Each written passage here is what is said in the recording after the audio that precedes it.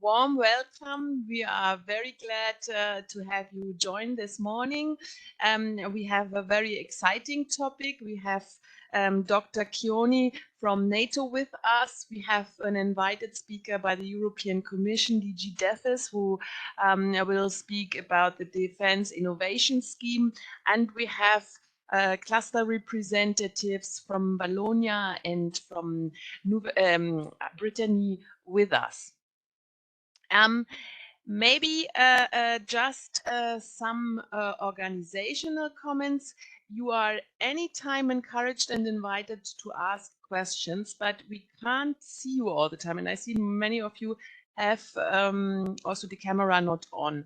With this hand sign, it doesn't usually work. People are so slow. We are constantly monitoring the chat. Please put all your comments, questions in the chat, and we will react and include it in the meeting. Okay, I come to our first speaker, Dr. Giorgi Chioni. We are very honored to have you with us this morning. Dr. Chioni is the Director of Armament and Aerospace Capabilities in NATO, and will give us an introduction to the DIANA program. DIANA stands for Defense Innovation Accelerator for the North Atlantic, and it's an effort of NATO really to reach out to the community, also at regional level, the SME community, the academia, the research player, and to really better. It's also an effort to set better links and synergies between existing capabilities in Europe. In his responsibility, Dr. Chioni is responsible for delivering a coherent and coordinated cross-cutting policy and capability building approach in land, maritime, air, and space domain. And I think there are a lot of linkages to our community, and you are also invited to react and also to feature your competences and strengths. With this, I like to give you the floor. Please, Dr. Chioni, introduce us to the DIANA program. Thank you so much for your kind words and kind introduction, and also to have invited me to join you in this webinar.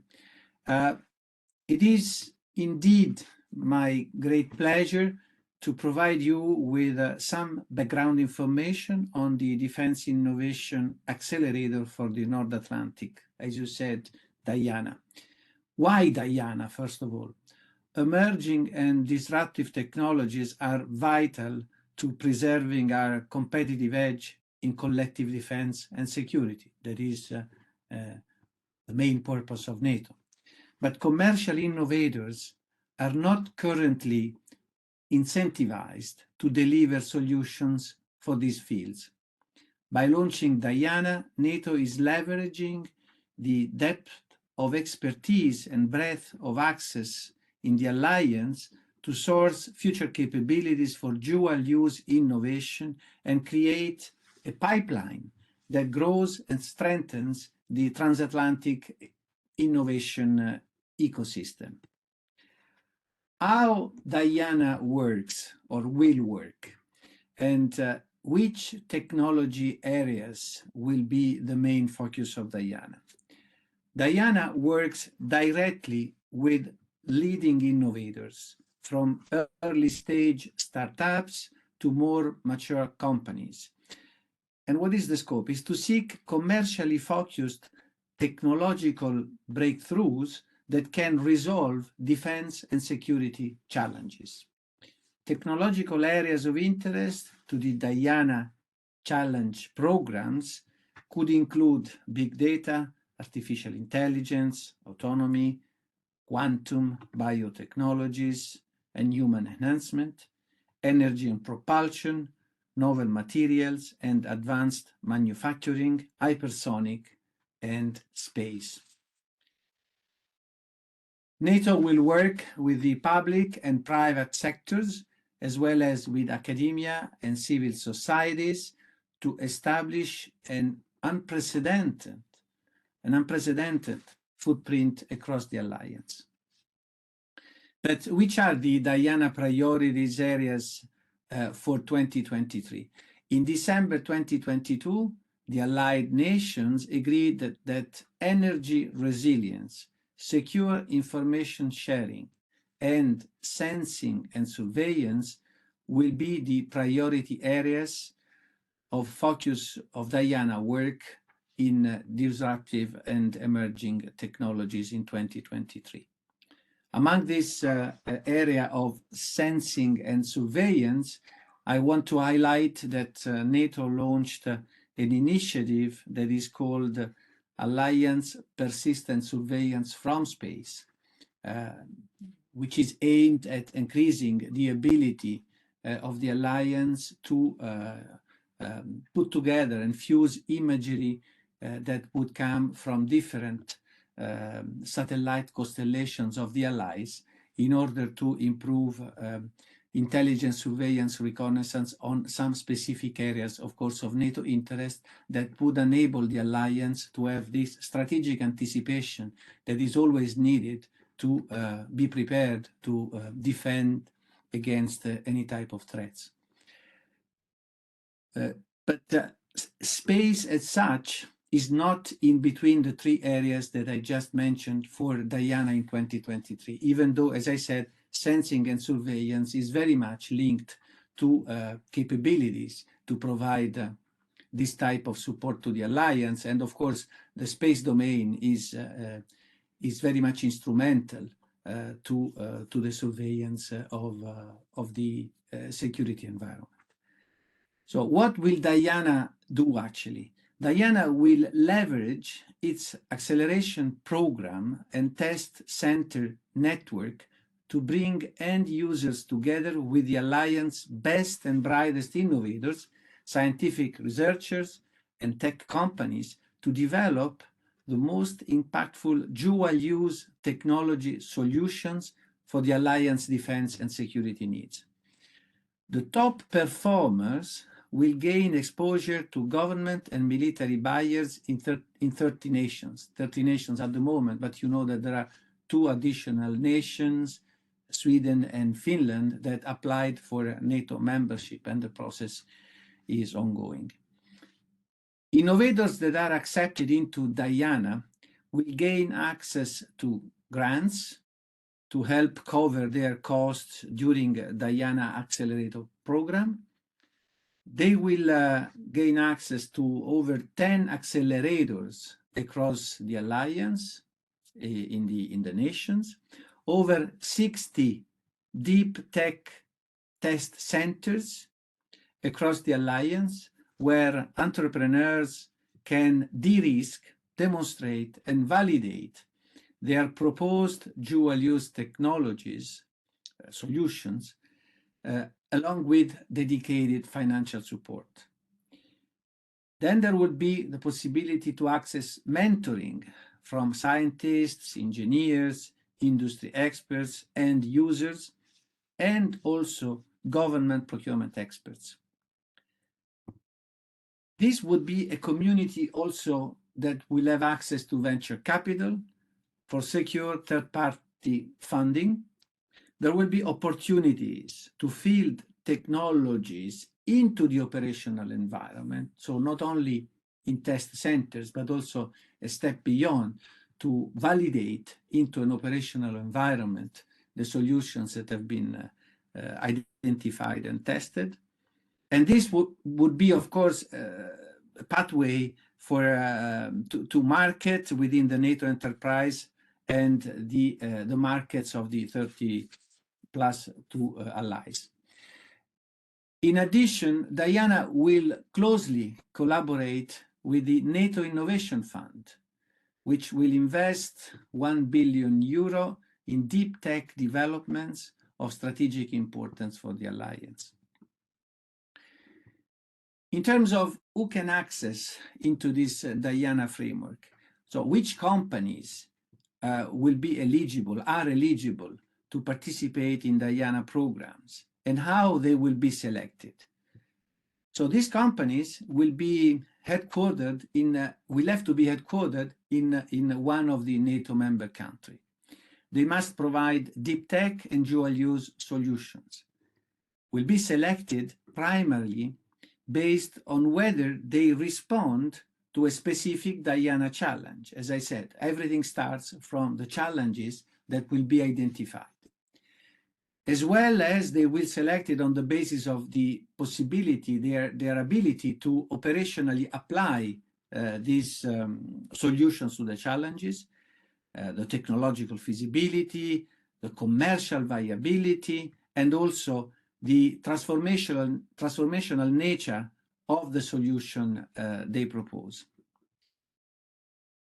So I said that 3 challenges were identified for 2023, but what are the timelines? Diana intends to kick off pilot activities. As I said, the launch of the 3 challenge programs and achieve the initial operational capability of the entire Diana construct within this year, in 2023. And when Diana will reach its final operational capabilities in 2025, the organization, the agency, will have the capacity to interact with hundreds of innovators each year across a growing network of accelerator sites and test centers. So it is pretty ambitious, this program, even though we are in a very preliminary phase. So the call for applications to Diana first challenging program will be launched around the time of the big NATO event this year, that is the NATO summit, that will take place for heads of state and government in Vilnius, in Lithuania, in July 2023. With the selected innovators that will participate to the first program challenges, notified within 3 months from the launch, as I said, in Vilnius. And after that, of course, the accelerator program will kick off with the selection of the first cohorts of innovators. So with that, I think I concluded my initial contribution to the webinar, but of course I'm ready to participate to the discussion and to answer to any questions. Of course, I can also provide you with any specific details of how to reach Diana as the discussion will evolve. So thank you very much. I hope that I have answered at least to your first questions about Diana and the relations between Diana and the different network of interested stakeholders that could participate into this, I would say, this initiative that opens up NATO to the world of new techs, new solutions to respond to the security and defense problems in the current very complicated security environment. So thank you so much.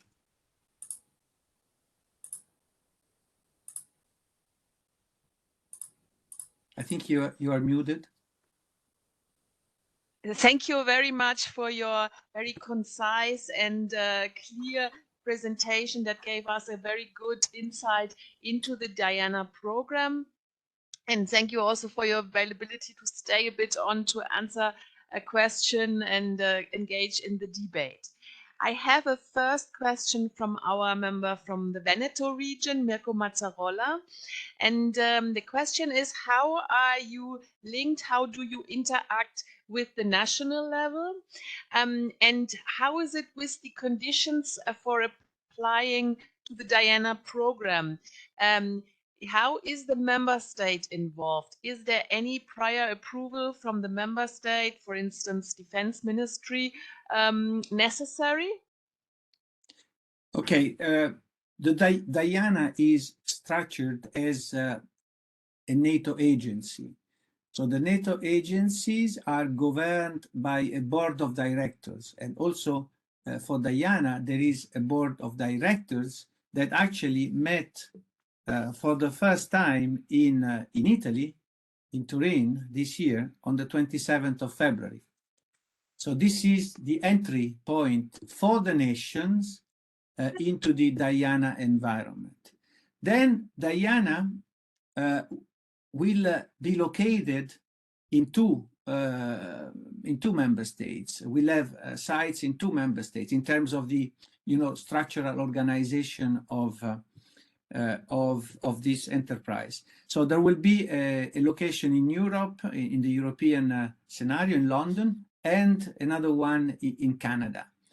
And then there will be regional hubs in Tallinn, Estonia. Sorry, a regional hub in Estonia.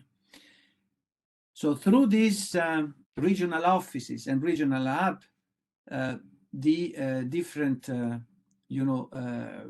companies that would be interested can reach the structures of Diana, and therefore through the system that will be put together by the regional offices to apply to participate to the different challenges and participate to the selection process.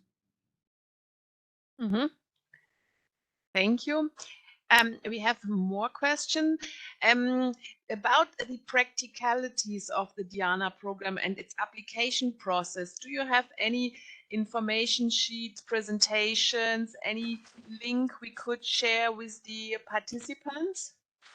Of course, on these details, I don't have them with me, but definitely I can share it with you so you can then circulate this later on.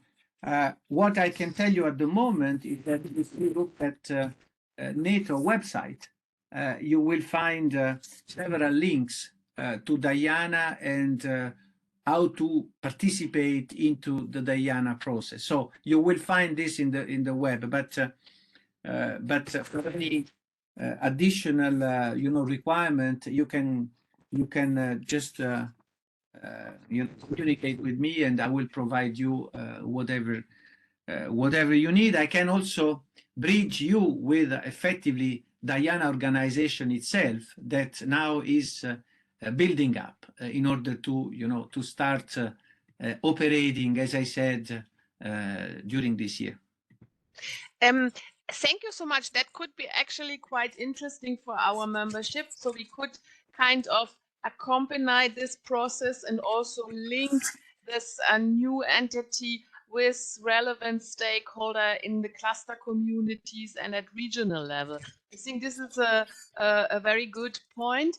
We will cover up and document and feature today's webinar and share information with the participants. So we will also send you a link and more background information on the program and liaise with Dr. Chioni. I have a next question. Swedish, you mentioned Sweden and Finland, their process of NATO adhesion is ongoing. What does it concretely mean for the Diana program? Can Swedish and Finnish companies already participate? Can they apply for bids to the Diana program, even though their countries are still in the adhesion and registration process to NATO? This is a specific question. At the moment, Finland and Sweden, they have the role of what we call invitees. So they are invitees. So they join all meetings of NATO in terms of meetings of NATO Council or the different committees that we have in preparation to their to the completion of their accession to NATO.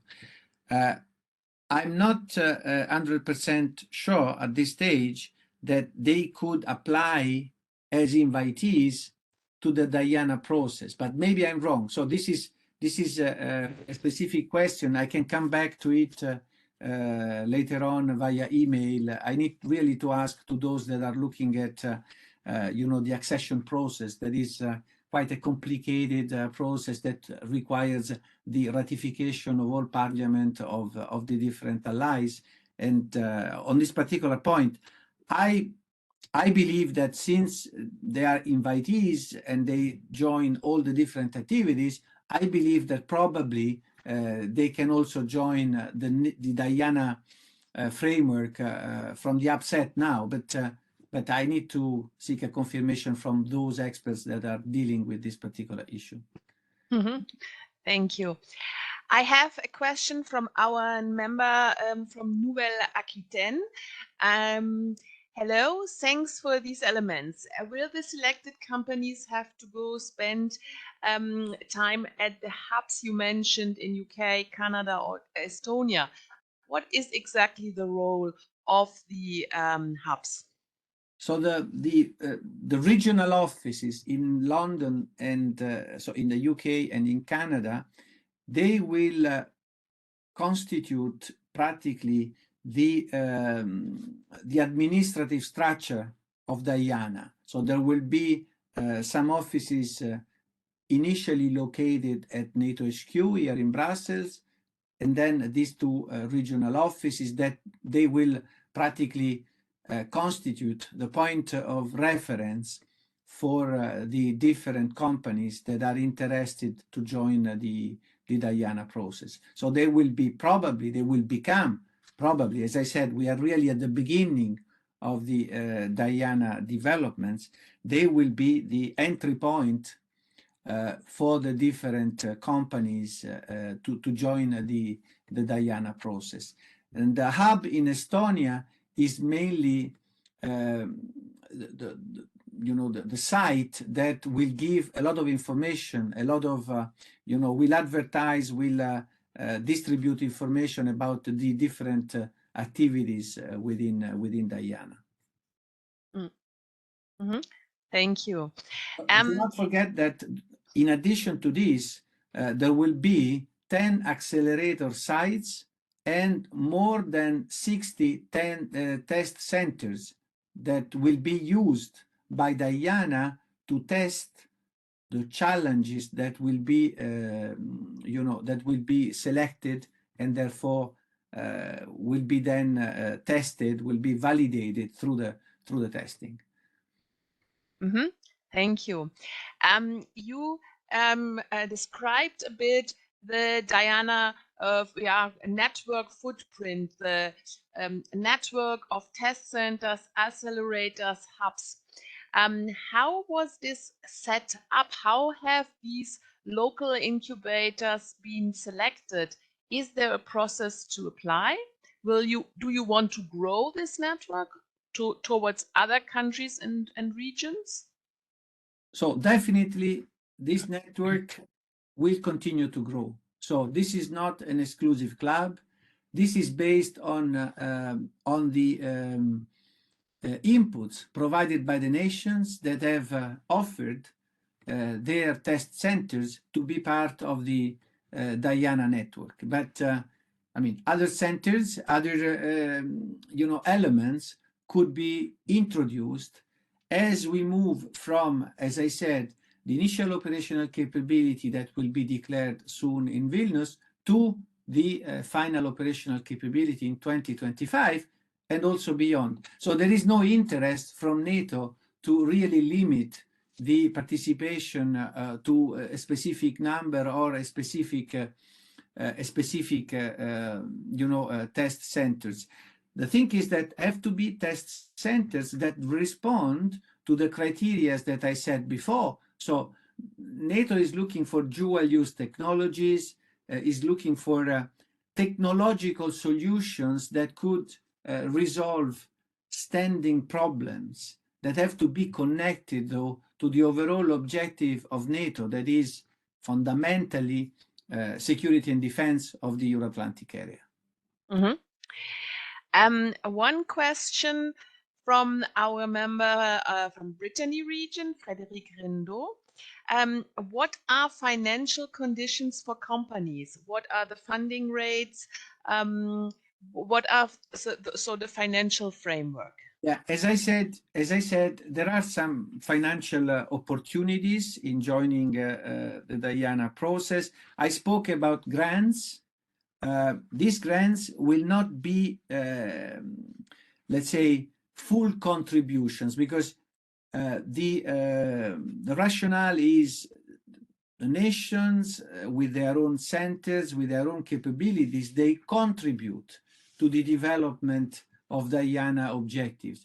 But there will be some grants that will help nations to recover, nations or I would say entities to recover their costs. These grants are in the areas of 50 or max 150 Ks. So it's not much in terms of grants, but is a kind of a contribution that is provided in order to, offer, as I said, a contribution from NATO to the development of certain technologies. In addition to that, I spoke about the innovation fund that is a total of 1 billion that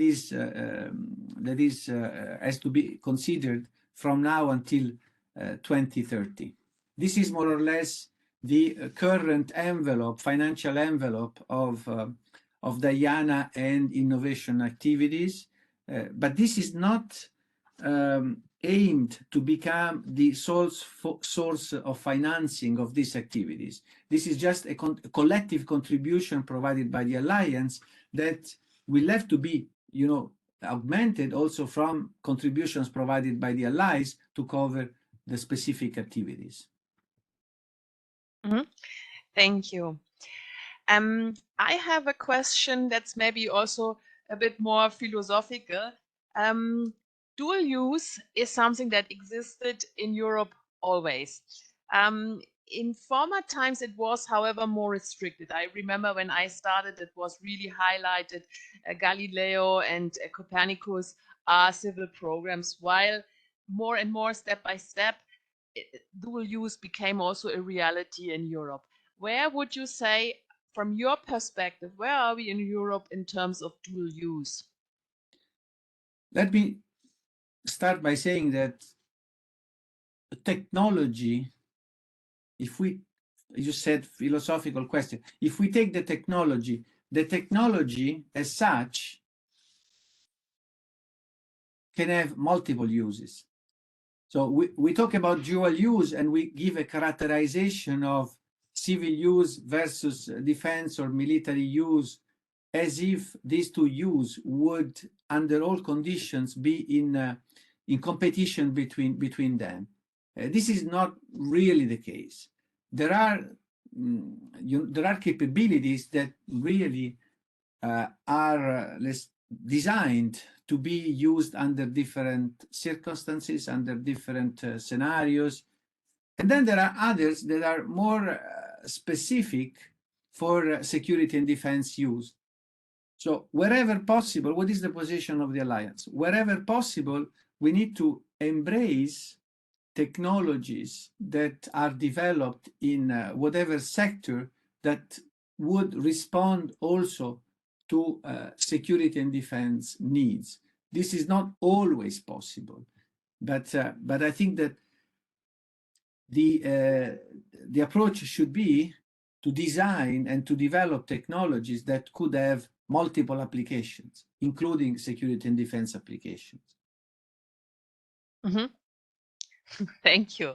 I think I see this question also in the context, and that's why I asked it also in the context of the EU space strategy for security and defense that has been published last week. And I think it's really a pace. There is really a big change in Europe and in the way we look at technologies and we look at use of space data. Maybe I can add that in the past, the defense and security sector was, one of the strongest impulse in terms of technological development. Nowadays, there are other sectors that are faster, that are that are responding quickly, more quickly than the security and defense to the different requirements of our societies. And therefore, I think the point is how we can embrace technological developments in order to apply them as we need, where we need. Mm-hmm. Yes, yes. Thank you so much. There is still a possibility to ask Dr. Chioni a question or to comment on the intervention. He is still with us. Okay, I don't see another question, so I move on to the next speaker. I'm very glad to welcome Volker Becker from DG DEFIS. We heard about the NATO Innovation Fund that has 1 billion and supports stakeholders to bring innovations in the defense sector forward. What is the Commission doing in this domain? First of all, thank you for the invitation and the possibility to present you our European Defense Innovation Scheme. And this is exactly what the Commission is doing. We have provided, or we provide you the Defense Innovation Scheme and offer you various ways to come to bring your innovation to defense. I've set up a small agenda, and I think I have to share my screen with you.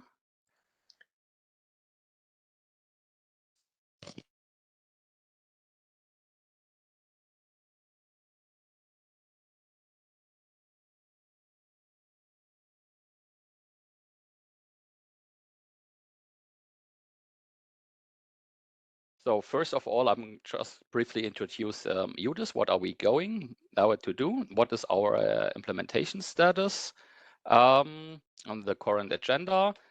And open questions for discussion. So I also have thought about some questions I would ask myself. So this could probably be also a starting part. What happened so far? You had already a session with colleagues from me, Paul and Guillaume, so you are aware of the history where we come from with PRDR, EDIDP, EDF. What's new is what's happened in 2021 and 2022. We had some policy drivers like the action plan on synergies, where the Commission is tasked to provide a dual use incubator.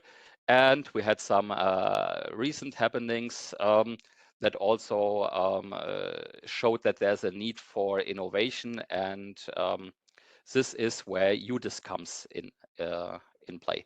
Our idea is that we want, together with the European Innovation Council and in partnership with the European Defence Agency, we will identify technology solutions and innovations from space and the defense sector, support their technological and market maturity from the end user perspective, and integrate those developed and fostered capabilities back to the civil sector. NATO provides until 2030 1 billion. With the UDIS, we are going to provide 2 billion until 2027. As you can see in this chart, it's not new money. It's the 2 billion come mostly from the EDF with 1.5 billion. Nearly 500 million we have envisioned come from other stakeholders, co-funding from member states, and from public and private investors. And I will show you what we think or how this could work. First, to show you our approach. When it comes to innovation, we all look at the technological maturity. But what's also important is the market maturity. And if you go along these two axes, then you will get a nice map. So this is something the people active in defense are familiar with. And when you start with your innovation, let's say at the lab stage, TRL1, the first obstacle you face is the Devil's River. So you must avoid to be torn away by even obscure theories that only one or two researchers in the world would understand, or you have to avoid that you say, okay, I need more data, more computing power, then I can prove my idea. So you have to step this first obstacle. Then you reach the valley of death. So it's basically between TRL 5 and 6, where you have to come from a lab prototype to a viable prototype. Once you managed and you have the first prototype or the pre-series model, you stand on the shores of the Darwinian Sea, where all your competitors with your ID also stand, and you have to survive this sea so that you can enter the jungle of prosperity at the end. This, of course, applies to any given sector, may it be health, energy, automotive sector, and or the defense sector. So what we are doing is we apply UDIS, and we say we don't market maturity for us is not a key driver, it's more the operational capability. So we come from the capability approach and say, what do we need? And what we want to have is the road to success. And just to add some more sectors. So this is what in the defense sector is research and technology. Here we have research and development, and over there we have the commercial and military off-the-shelf products. Taken underlying civil sectors, which the spin-in from the civil to defense, and the spin-out, we have the dual-use incubator. And if you go to this patch over there, you have the commercial and off-the-shelf products. And with concept development and evaluation, you will probably reach the commercial and military off-the-shelf products. So that's what basically the problem in defense is. So in defense, innovation comes in, it takes more place in the development sector, and we take a broader approach. So we provide 5 tailor-made tracks for innovation, and UDIS is all about this. So UDIS is not sequential. You could use this 5 tailor-made tracks for innovation in any order you like to. We cover not only the technological maturity, but also the market maturity. From the first research up to the commercialization and industrialization, we use what is basically called the extended innovation pipeline. So from studies and generation of knowledge up to prototyping. And UDIS provides access to finance, especially when it comes to venture capital. And within UDIS, we have additional measures like business coaching, matchmaking, and networking events. And now I'm going to elaborate on this 5 tailor-made tracks for innovation. So the first track is put your novel idea, your innovation, so to say, in a challenge. Second track would be test and accelerate your innovation through cross-border test hubs. Third track is the spin-in approach, so migrate your idea from civil to defense. 4 is the what we call the defense equity facility, what's already been announced in the work program 2022. And the 5th track is a well-known SME R&D calls, the calls on disruptive technologies, and the non-thematic, the horizontal calls. We aim to reach about 300 to 400 innovative and scalable SMEs annually. This, of course, happens in close cooperation with the member states. And we are articulating our goals in close communication with EDA's HEDI, and we also have a look at the relevant NATO initiatives such as Diana and the NIF. For the implementation, we've already reached the initial operational capability in 2022, where we had the first technological challenge in our work program. The Defense Equity Facility is announced, and business coaching for SMEs is already implemented. And in the work program 2023, we will announce more measures. We will have the spin-in calls. We will also have the first hackathons for defense. We introduce the innovation test hubs and also matchmaking events. And we are planning to reach the full operational capability in 2024. The first track, put novel ideas to challenge, is the hackathon. Basically, we look at our colleagues from the Cassini, and we are doing the same with defense topics. And we aim that the first hackathons that only address defense will take place in spring next year. So it will also, if you have, keep in mind the life cycle of the EDF, it will also be the first, one of the first things that will be take place from the work program 2023. So the second building block in our challenge track is the technological challenge. Of course, there DARPA and ARPA-E were used as example. We have two calls addressing a challenge. The first call is for the organizer of a challenge, and the second call is for the participants itself. When we designed this call in 2022, we had in mind the hidden threat detection based on aerial and unmanned ground vehicles. Here we had the improvised explosive device in mind.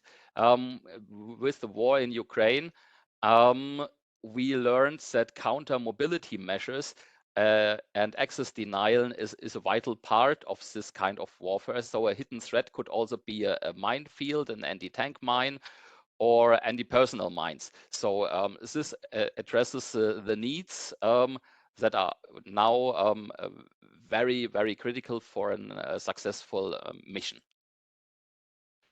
The second track is the innovation test hubs, and therefore it's the only way we have to do what's called financial support to third parties. So we have a two-tier funding scheme. It's also known as cascade funding. The idea behind this is that we have a consortia that provides infrastructure for smaller and medium companies that then could apply for a sub-grant. How does this test infrastructure look? Well, it's for especially for new kinds of materials or procedures where we don't have right now in the moment existing standards or procedures or infrastructure. But by infrastructure, I don't mean buildings. I mean test devices given in a certain row, like hydraulic presses or so on. So it's more to test new or innovative approaches where we don't have anything to test it against. So this is what we plan to do with the innovation test hubs. For the spin-in calls, it's quite simple. We ask some member states what are potential categories or fields from the civil that provide or that you could imagine that bring benefit to the defense. we had quite a broad feedback. It included AI, medicine, biotechnology, energy, environmental transition, cyber materials, components, autonomy, quantum technologies. So basically everything what's covered with deep tech, or also what's part of the EDDTs. And we've selected some from these topics for the work program 2023. And it's quite easy. The consortia must provide evidence that they are legally in possession of IP generated in a civil EU-funded program, such like Horizon Europe or Fat Flag or whatsoever. And then they are eligible to take part in this spin-in call. So, and we are very open on how they provide, or how the consortia has to provide this legal evidence. It could be that they have a license to use the IP. It could be that they have just bought the whole IP. It could be the same consortia that applied in Horizon Europe or in another civil funded program. It could be a new consortia, but with the relevant key players from the civil program. So we are quite open at this regard, and we hope that we get some interesting input for this track. The next thing we have is, we already learned that innovation and also the deep techs in defense are underfunded. So we've created the Defense Equity Facility. It's a blended finance instrument where we use money from the EDF, top it with money from the European Investment Fund, and give it to private investors. And they here, venture capital, take this EU euro, this commission euro, and for each commission euro you have to spend 2 additional venture capital euros in defense companies. So the idea behind here is to create a market for venture capital in defense that's not here. We are well aware of the pitfalls and the problems we have there. May it be the ESG criteria, may it taxonomy, and so on. We know that we have problems in these fields, and still some unsolved issues. So we have the ambition to start the implementation in 2023. The last track, finding partners for your business growth and matchmaking. We provide several matchmaking events, for example, the EDF Info Days. We have our network of national focal points, similar to the national contact points in the Horizon Europe program. We widely participate in the ENDR events, and we also support and cooperate with other players in the field of defense innovation, for example, with the EDA at the EDA Innovation Day. And for this SMEs that had successfully got an award from an SME call, we also provide some business coaching and additional support, especially on the fields they are maybe not so aware of, like security framework when it comes to export licenses, foreign direct investment, all the legal and financial challenge circling around intellectual property, and also provide broader access to the defense market. So this is what we have in our portfolio. The current agenda is we are working on a continuous deployment and evolution of the Defense Innovation Scheme instruments, not also for the work program 2023 and 2024, but also for the time coming after 2027. we want to enhance UDIS, especially with the member states when it comes to timely identification for spin-in and spin-out opportunities.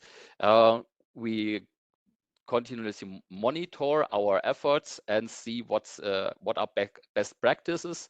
For example, how to get faster grants, or when we look at the challenges. Right now, if you have the work program 2022, if you remember it, our challenge is set for 4 years. So for a technological challenge that's going to last 4 years, even if the consortia participating in this challenge receives 5 million, it's only 1 point something million a year, and this is not sustainable if you have to bring your startup up and running. We explore fields of cooperation with EDA when it comes to outreach and implementation, but also how projects could be managed. And we are at a working level regularly in dialogue with the teams from Diana and the NATO Innovation Fund. These are some questions from my side that I would ask you if you would like to answer them. Not necessarily in this webinar, but also you can write me an email if you have good ideas on that. And this basically concludes my presentation on the European Defence Innovation Scheme. Thank you very much for listening, and if you have any questions, don't hesitate. Thank you. Thank you very much, Mr. Becker, for this very comprehensive presentation, giving us really a good and clear introduction in the European Defence Innovation Scheme.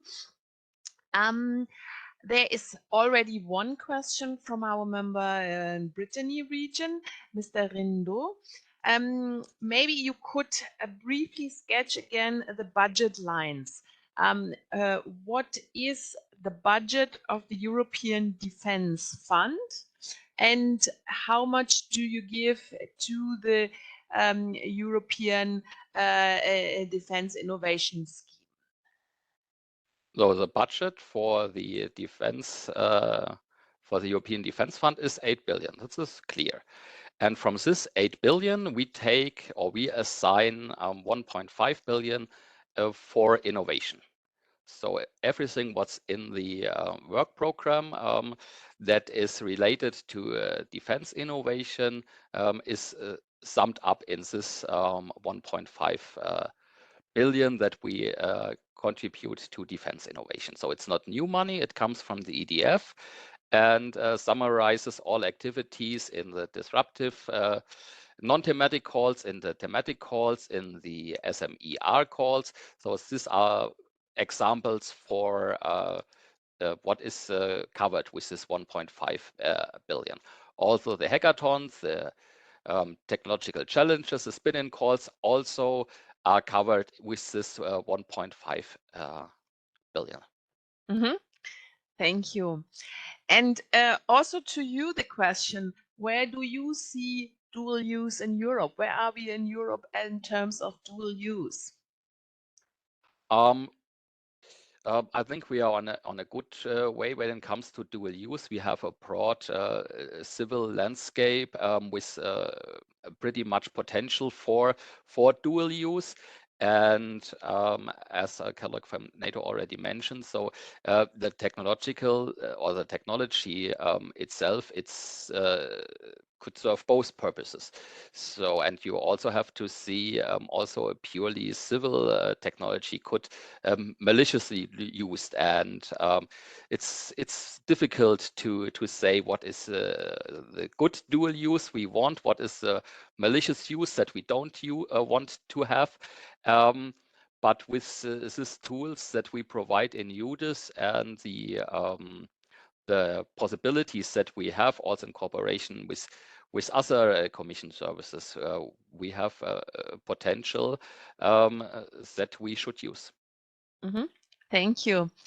Maybe you show your slide with the questions again, and maybe one of our participants likes to react and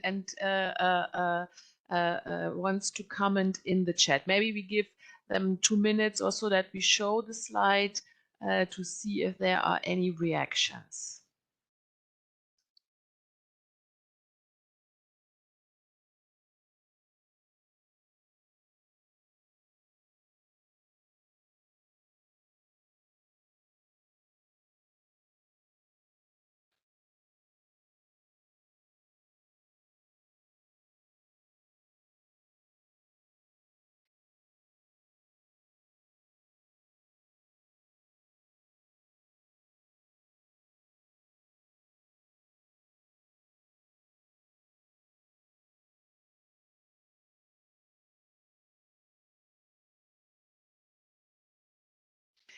Okay, there is no reaction, unfortunately.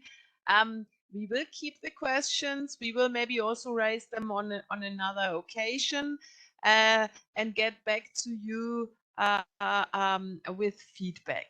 Thank you so much, Mr. Becker. Thank you for having joined us this morning. And it would be nice if you could stay on also to see the... now there is a question.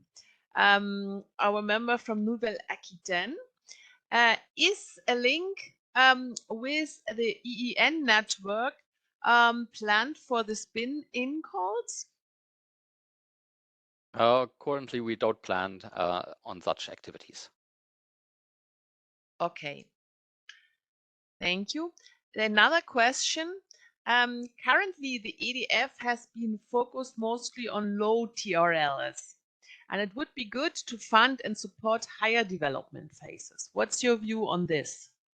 We are actually do this. The EDF has a research and development window, and UDIS will also in the future cover both aspects as well as the research and the development window. So we are also going for higher TRLs, but due to the EDF regulations, we have to stop at the prototype phase. So we can't go further. But of course, we are trying to help the companies to bridge all the obstacles I showed, especially when it comes to the higher TRL after the Valley of Death between 7 and 8. We are going for this, of course. Mm-hmm. Thank you.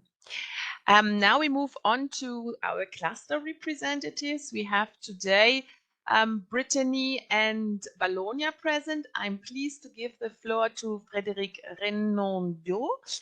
Frédéric, you are a defense counselor for the Brittany cluster Pole Mayor. And we're looking forward to having some of your views. Please.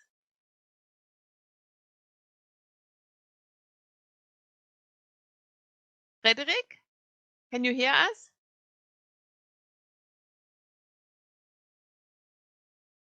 Okay, the colleague from Brittany has some connection problem.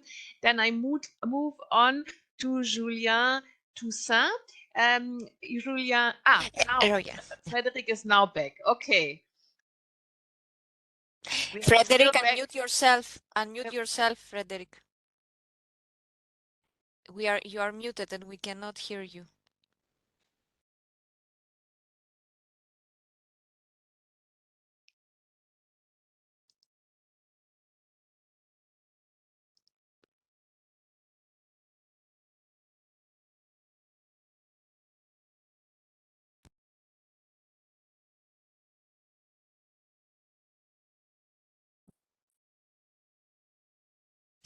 Frederic, you are muted.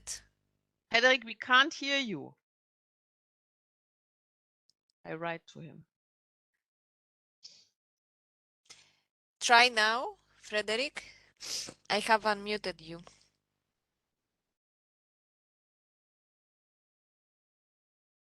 Do you hear me? Yes. Okay, I apologize. Thank you. So I will share my screen again. You can open also your camera. Okay. Do you see my screen? Yes. Okay, fine. So I apologize for this mistake. Thank you for this invitation. So I will present you Polmer Bretagne Atlantique, which is a sea innovation cluster.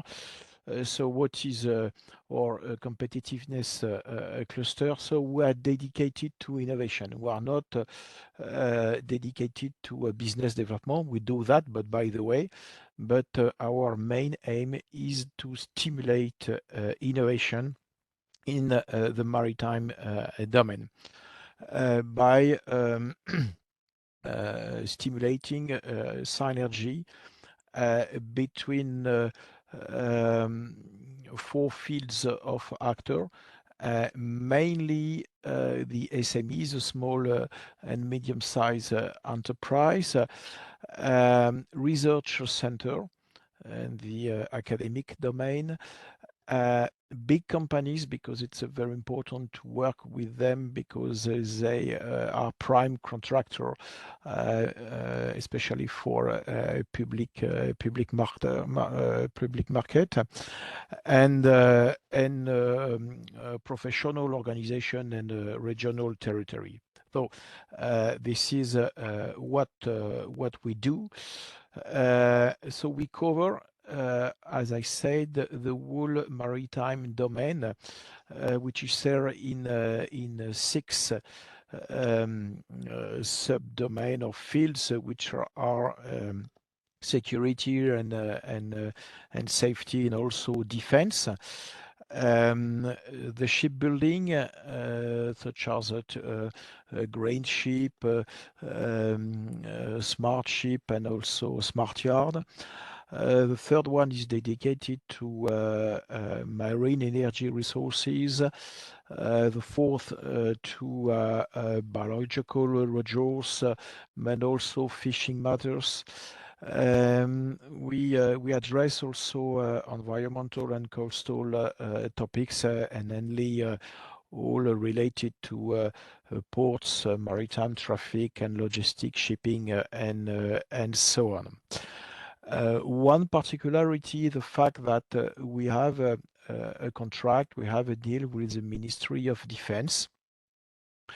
We are the French Ministry of no, not defense, but the French armies.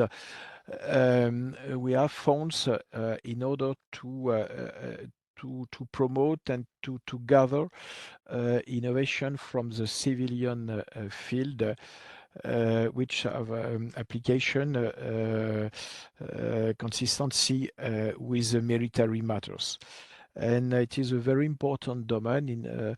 If I can give you some numbers, 2/3 of our membership are SMEs, and the half of SMEs have some matters, deals with defense topics.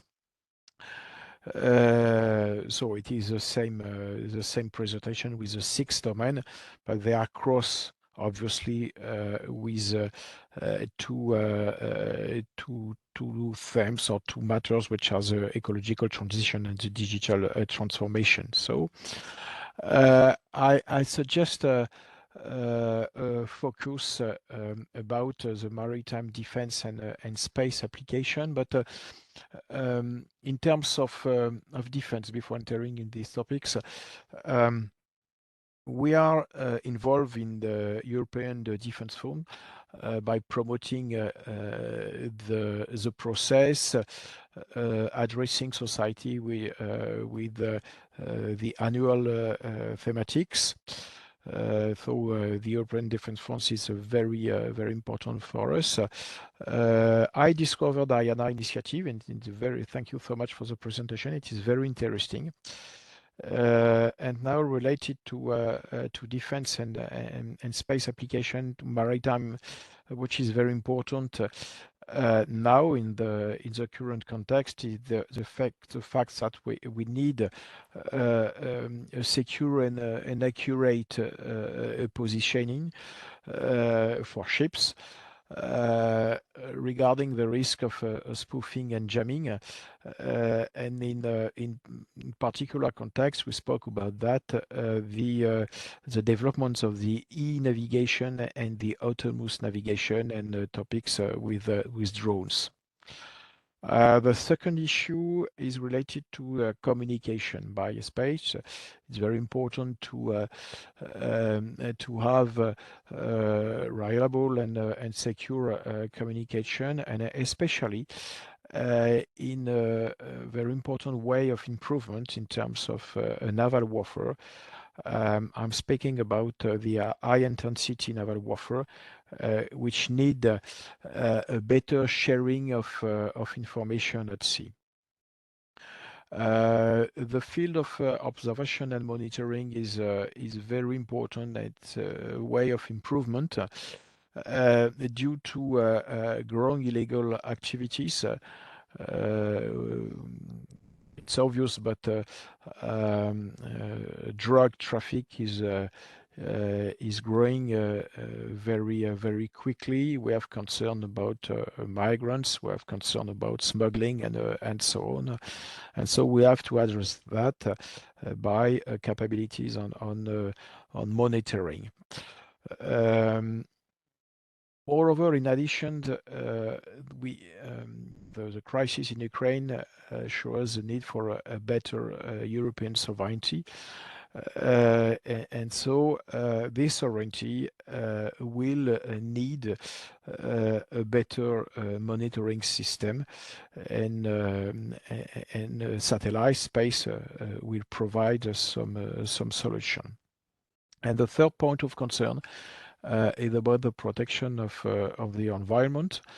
And we need a better knowledge of sea parameters in order to appreciate the climate change dynamics. So we need to gather more numerous point of measure, and we need for that, we will use for that space application. And in our frame, the fourth way of working today is cybersecurity. Cybersecurity for autonomous data and fleet center, not only but also for autonomous navigation. If we see the European frame, whatever within NATO and EU, we have way of improvement by organizing European consortium. It's quite difficult for SMEs to know each other, to identify some European partners in order to build partnerships. So it's very important. And this is a reason why such meeting, in order to gather practice knowledge, could help us to improve networking and co-working.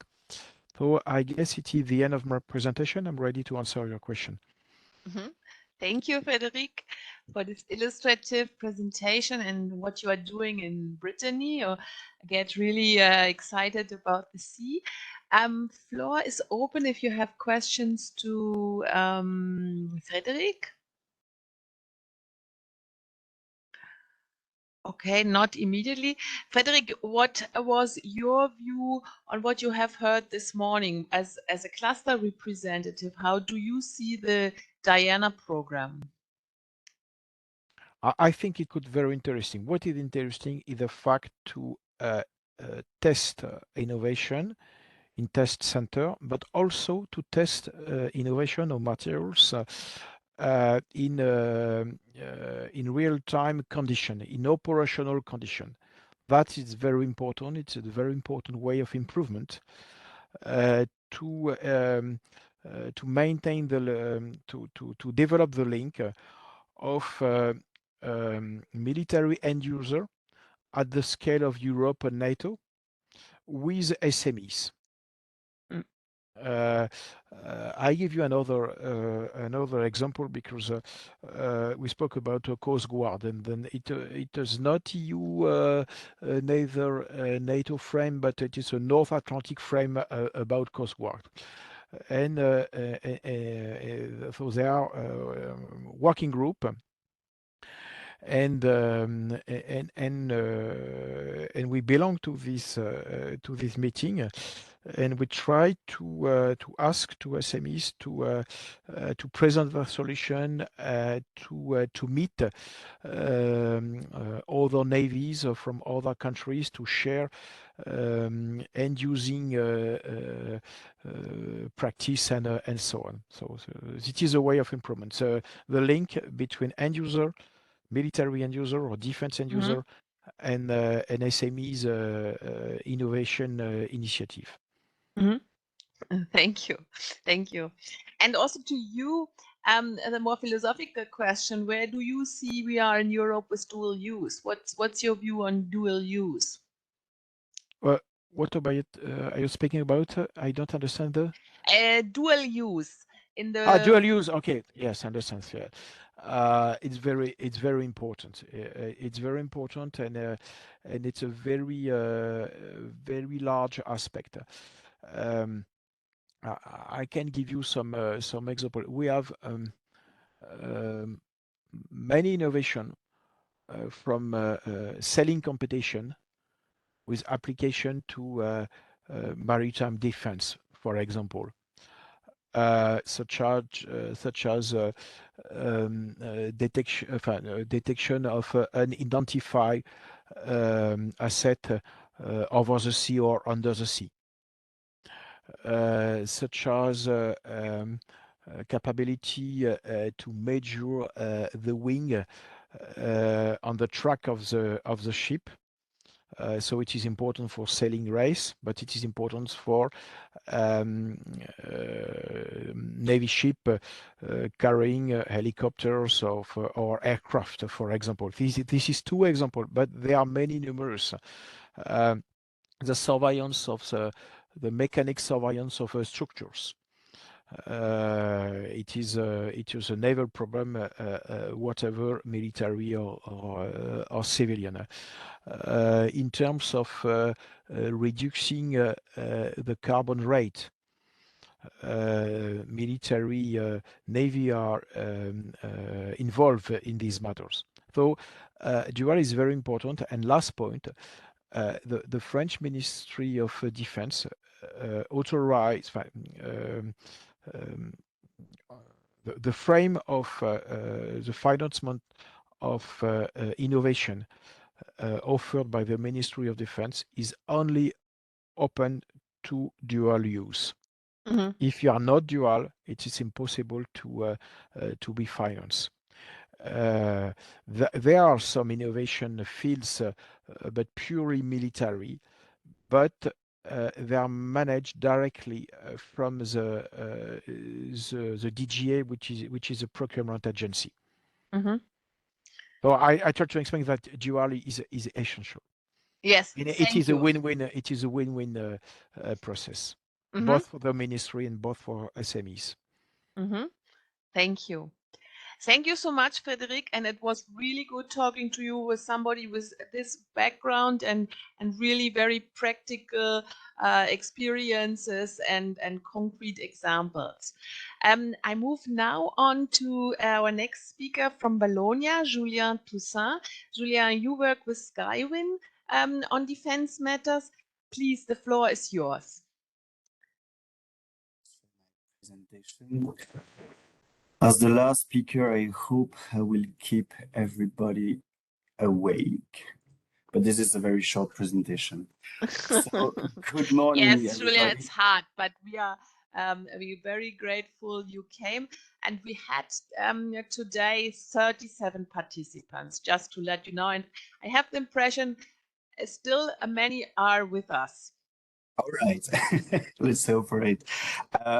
Well, first of all, thank you for Nereus Network to give me the opportunity to talk about WSN and our really useful tool regarding dual use technology. WSL is the Belgium accelerator for Diana initiative, and we really hope and looking forward to further collaborate with NATO offices in the future, which is why I thank Mr. Cioni for its clear presentation, and of course Mr. Barker for his clear presentation regarding the European landscape. And I'm also thankful to Mr. Renaudot regarding its, well, let's say we face the same issue also in Belgium, and that's why that's what I'm about to talk about. So when we talk about startup, we talk about innovative new created company aiming for rapid growth to a level of scalability, deliver solution. And when we talk about deep tech, we talk, of course, about disruptive technology, which is why we identified three main challenges regarding the startups in the defense sector. First of all, it is highly regulated area, which consume a lot of time and human resources, which startups do not have at this stage. In deep tech company, we have highly capitalistic company, which requires a lot of investment in early phases before, and it takes sometimes several years before even having a return of investment on such company. And the third challenge is the lack of geopolitical awareness, which trigger, of course, the market needs identifications. And that is why accelerators incubator exist.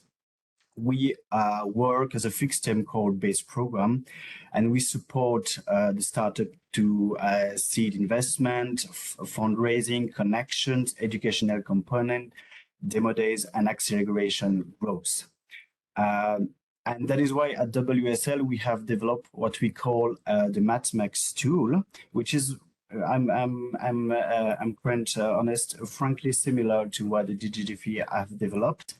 But this is a tool that we use for civilian market in technology. Therefore, we have an ecosystem of techno entrepreneur, which means we have roughly 19% of engineer and 10% of PhD.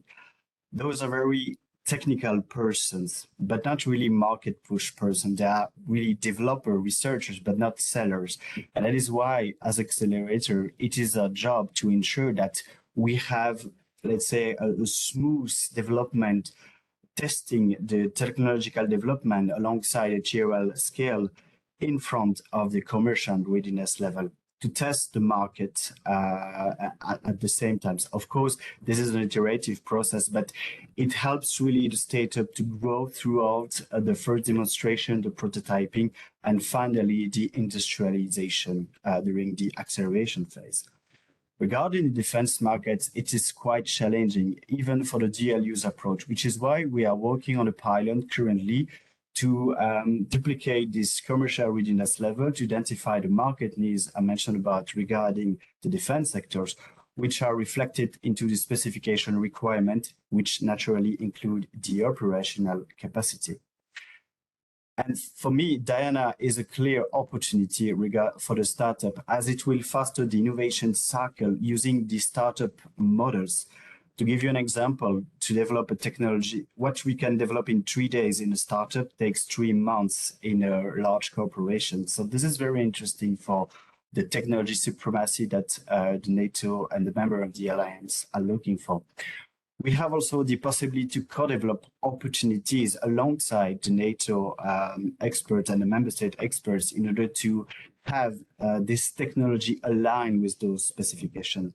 Of course, this will trigger a direct access to the market for the startup, which are not easy to obtain as it is highly publicly regulated. There is also the possibility to have a financial support, Mr. Ciani mentioned about the grant, talked about the grant, of course, but there are other funds for it. And there's the possibility regarding the geopolitical awareness to have ethic by design technology. We can have the opportunity here to define the technology that we want to develop in our ecosystem. So that is roughly what I have to tell you about. I'll leave here my contact details should you need to reach me out to further discuss. Thank you.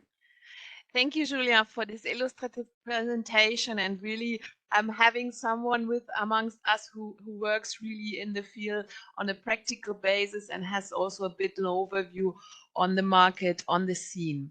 Marta Massimani from Satlantis, she had said and commented, I would say currently EDF has been focused mostly on low TRLs, and it would be good to fund and support higher development phases.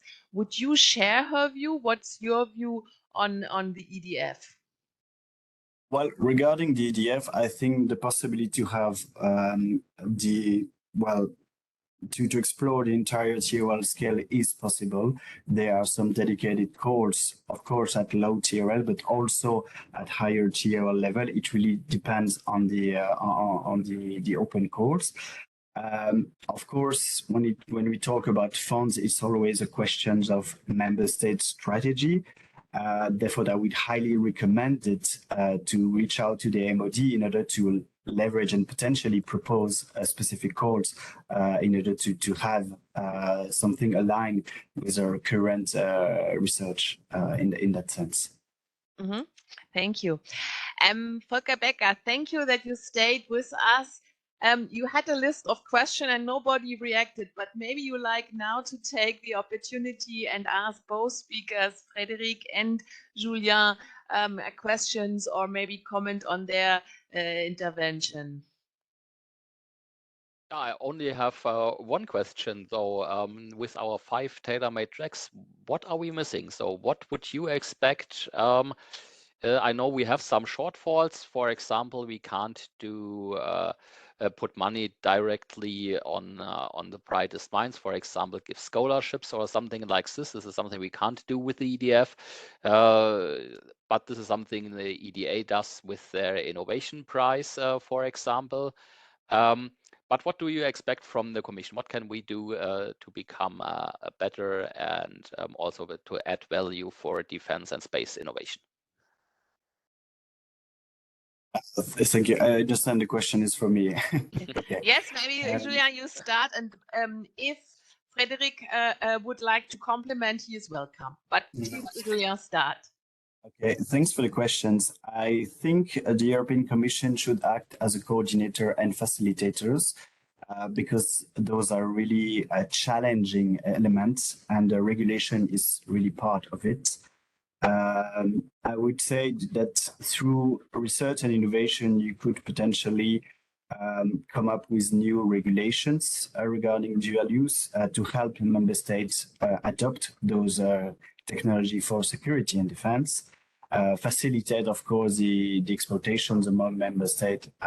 In my view, that would be an asset. Regarding the awareness to stimulate the flame of the future techno entrepreneur in that field, we already have such program at WSL. We call it StarTech. We are spread all over all our university in South Wallonia and Brussels currently. We reach up to 500 students each year in that sense. And we are also working on potentially work on the sensitivity regarding the dual use approach. Of course, if the Commission would, for example, start an open call in that sense, that would be, of course, an added value for us, and we could definitely partnership with other member states to set up a program for that. Okay, thank you. Thank you. Frédéric, do you like to take the floor to react on the question of Mr. Becker? Maybe we have to wait a moment. Okay, I move on to Marta from Satlantis. She reacted and said coordination at European level is key, but also somehow promoting collaborations among different member states that currently are not able nor equipped to work together in a shared security environment. First-hand experience from issues during EDIDP projects implementation. Yes, I agree. It is one point that I stressed is the difficulty to to organize partnerships between SMEs from different memberships or state member, and we assess it is the role of innovation cluster, as you presented to facilitate this relationship, to organize a meeting. For example, another cluster will organize at the beginning of June a big B2B event for the whole community of defense European SMEs, trying to match some partnerships for the European Defense Fund 2023. So this is our role to organize and to facilitate, but it is a main difficulty. Thank you. Marta reacted also on your question, Mr. Becker. The European Commission might also consider being end user / customer from defense and security products / developments. This is something that we can't do right now in the moment. Probably Okay. times will change, but it's we can't procure defense products as a commission itself. So the member states are always the end customer. Okay, that's, I think, also an important information that in the structure you support the initiative, but the customers are the member states. So if I want to work in that field as a potential bidder, it's also important I have links, I exchange, I liaise with my national authorities. Yes, that's right. That's the reason why we introduced the national focal points. They have the knowledge and the network to reach out within the MODs to open the doors, so to say. Mm-hmm. Okay, many thanks. Julian, do you have any like to take the floor for any last word of your intervention or a reaction to the questions?